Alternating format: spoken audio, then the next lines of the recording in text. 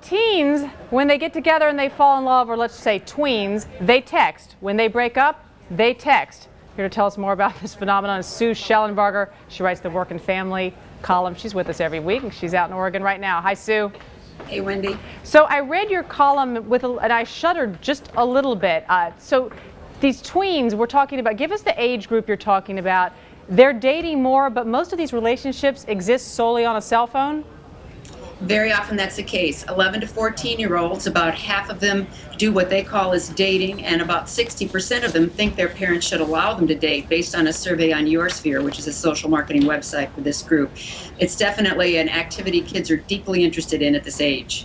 The dating, but yet they do it on cell phones. As you point out, they're hardly ever communicating face-to-face, having conversations, even really spending time with each other. They may even see each other just once every other week or so. That's right. If they go out, they tend to go out in a pack, maybe go to a movie or to the mall. They communicate mainly by text message, based on the interviews and research I did, or chats.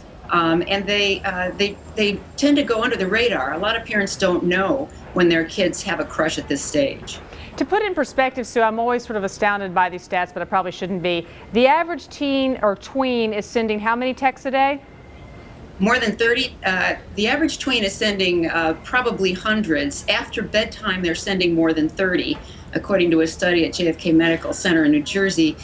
And some of them send into the thousands. I know my own son was sending thousands a month at this stage. So it's a very, very, very strongly used way of communicating with each other. It tends to be where kids have their crushes and dates. And unfortunately, a lot of parents don't really know what's going on or what's being said.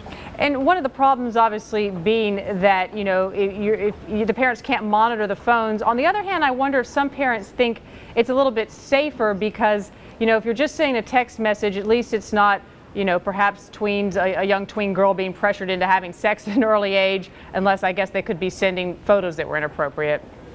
Well, that's the problem. Texting can create a false sense of intimacy, and it's easier to say things on a text message that you wouldn't have the nerve to say face-to-face. So parents do need to monitor this messaging, and as uncomfortable as it may be, now and then just take that phone and take a look. Curb it after bedtime to avoid impairing sleep. It really is an area parents need to be aware of and to keep an eye on. Now, I got an early look at your story, and I was very interested in the parents who said you can't really crack down on this dating because they're just going to sneak around and not tell you what's going on if that's the case. And they're always going to be probably smarter at technology than their parents are. Is that true, Sue? It's pretty true that tweens do have secrets at this stage, and many of the ones I interviewed didn't tell their parents when they had a crush or were so-called dating at school, which again meant everybody knows it, you're an item, you might be in a relationship on a social networking site. But it's important for parents to use this as an opportunity to lay the groundwork for good communication and involvement through the teens. Were I to do this over, I would do it differently. Rather than just issuing an edict and saying, you can't date until you're 14 or 16, don't even talk to me about it. Ask them about their crushes. Talk to them about your values and relationships. What's important? Do you have a right to privacy? You know, where to set personal boundaries.